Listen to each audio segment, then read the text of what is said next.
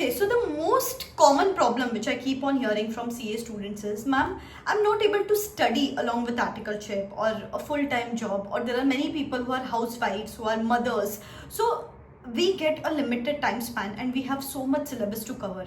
So we don't understand how to exactly study for CA examinations along with these full-time commitments. So this is what I'm going to cover in this video. I'm going to talk about time management tips, your daily routine, and along with that a suitable timetable for you so that you can actually clear the May 25 examinations. पूरा detail में brick by brick बात करने वाले यहाँ पे, and ऐसे बहुत सारे videos guys, time to time, to help you, to motivate you, to give you the study guidance, to give you the ICI updates. सब कुछ आपको इस चैनल पे मिलता रहेगा, तो चैनल को सब्सक्राइब करके रखना और बेल आइकॉन हिट करके रखना. Now let us begin. So सबसे पहली बात, as a student who is having full time commitment, सबसे पहली प्रॉब्लम जो आप खुद क्रिएट करते हो खुद के लिए, कि you tend to go with the flow, कि बहुत ही go with the flow situation चल रहा है. कभी सुबह उठ रहे हो, कभी रैंडमली ऑफिस से आने के बाद पढ़ रहे हो, कभी भी कोई भी सब्जेक्ट उठा के पढ़ रहे हो, इसीलिए ना वो कॉन्फिडेंस नहीं आ पाता है. आप थोड़ा बहुत पढ़ रहे हो, लेकिन आपको पता ही नहीं है कि आप किस डायरेक्शन में जा रहे हो.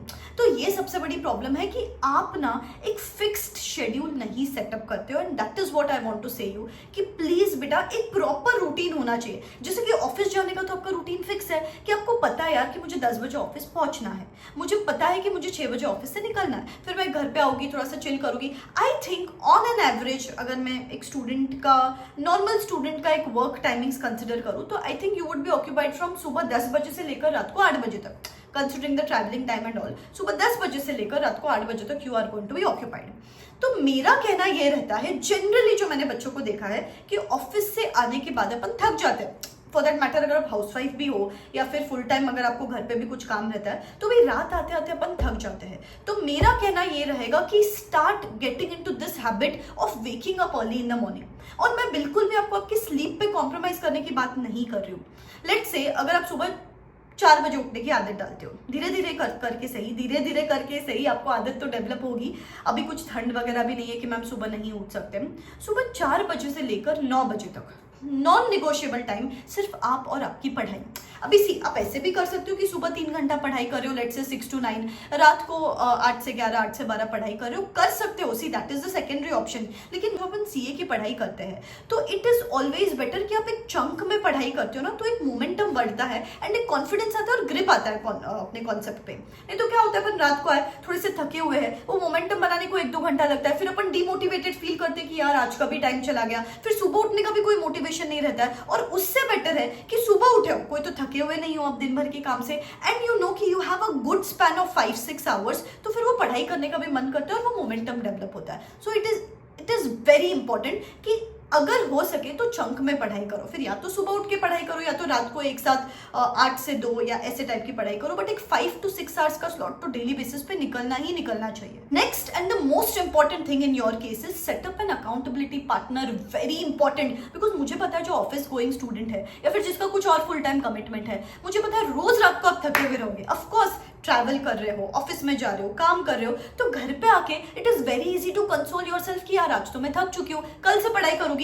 कल कम थकने वाले हो क्या? कल भी तो ऑफिस जाना ही है, कल भी तो ट्रैवल करना ही है. ये सब चीजें होती रहती है एंड आपको समझ में नहीं आता कि यार 1 महीना बीत गया, 2 महीना बीत गया, मैंने टाइम टेबल तो सेट किया था, मेरा इंटेंशन भी था पढ़ाई करने का, लेकिन पढ़ाई हुई नहीं. क्यों नहीं हो पाता है? Because at the end of the day you just keep on postponing your plans. इसीलिए जरूरी है कि किसी को पता है कि आपका टाइम टेबल क्या है, and somebody who is keeping track on your progress, and somebody who is asking you कि पढ़ाई हुई क्या स्टेटस है, रिविजन कब से स्टार्ट कर रहे हो, पढ़ाई कब से स्टार्ट कर रहे हो. जैसे कि जो मेरा मेंटोरशिप प्रोग्राम चल रहा है, फुल फ्लेजेड मेंटोरशिप प्रोग्राम, वहां पे मैक्सिमम स्टूडेंट्स ऐसे ही होते हैं कि जिनका कोई फुल टाइम कमिटमेंट है, कोई हाउसवाइफ है, कोई मदर है चाइल्ड का, या फिर किसी का फुल टाइम जॉब चल रहा है. तो हर स्टूडेंट का अलग बैकग्राउंड होता है. तो मैं क्या करती हूँ, बच्चे के बैकग्राउंड के हिसाब से उनके लिए एक स्टडी रूटीन सेटअप करती हूँ. उस हिसाब से उनको एक चैप्टर वाइज प्लानर देती हूँ कि आज कौन सा चैप्टर करना है, कल कौन सा चैप्टर करना है, पूरा डिटेल में मैं पर्सनली बच्चे से बात करती हूँ. फिर मैं पर्सनली फॉलो अप कॉल्स देती हूँ so that they know somebody is there who is checking up on my progress. फिर मैं वॉइस नोट्स, मोटिवेशनल मैसेजेस भेजती हूँ so that they stay boosted and on track. Chat support on रहता है,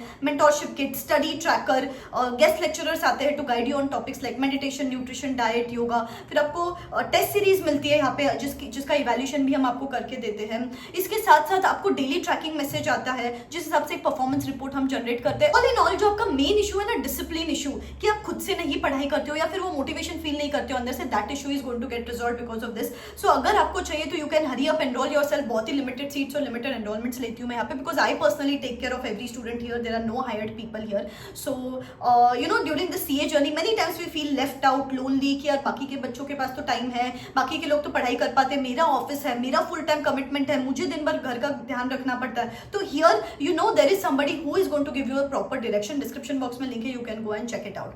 next thing है बेटा, you need to identify time stealers. What do I mean by time stealers? जैसे कि सपोज काफी सारे बच्चे होते हैं जहाँ पे उनको बहुत सारा ट्रैवलिंग टाइम इन्वॉल्व रहता है कि 1 घंटा जाना 1 घंटा आना. तो क्या कर सकते हो, ट्रैवलिंग टाइम में पढ़ना शुरू करो. मैम क्या यार ट्रैवलिंग टाइम में हम कैसे पढ़ाई करेंगे? सिंपल रखो ना, छोटी छोटी चीजें, जैसे रिविजन लेक्चर्स देख रहे हो, कोई वन शॉट लेक्चर्स देख रहे हो, कोई वॉइस नोट सुन रहे हो, कोई चार्ट बुक रेफर कर रहे हो, छोटी एमसीक्यू प्रैक्टिस कर लिया, छोटी छोटी चीजें, but everything is going to add up to your studies eventually. And रही बात आपके स्टडी प्लान की, तो बेटा सी, ऑन एन एवरेज मैं अज्यूम करती हूँ कि आप ऑफिस में आना जाना, ट्रैवलिंग टाइम इंक्लूड करके, खाना पीना इंक्लूड करके दिन भर में 12 घंटे आपके चले जाते हैं.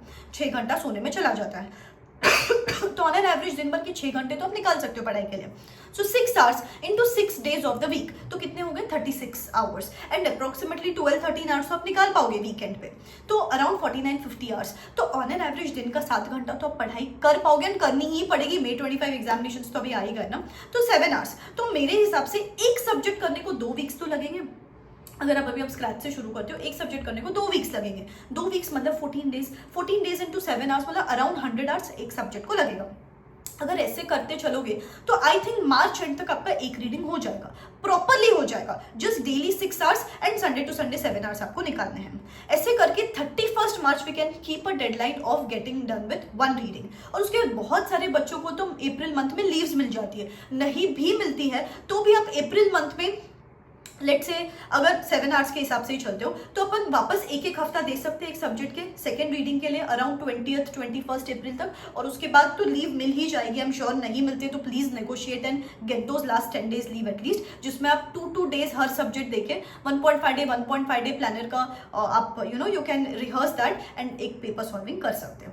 तो बेसिकली अगर इस तरीके से चलते हो, आपको 15-20 अप्रैल के बाद भी लीव मिलती है तो भी you would be able to make it, provided you are putting in those 6 hours every single day and on weekend those 12-13 hours every single day. बस इतना कर लो और चंक में पढ़ाई करो, टाइम स्टील करो, and I am sure May attempt is going to be yours. ठीक है, मुझे इतना कमिटमेंट दे दो. Comment in the comment section below. I am not going to wait for any motivation from now onwards. I am starting my studies from today onwards and I am going to be disciplined enough. ठीक है, मेहनत करते रहो, बहुत सारे ऐसे videos Telegram में channel पे लाती रहूंगी. Believe in yourself. This me signing out. Wish you all the best. Bye bye.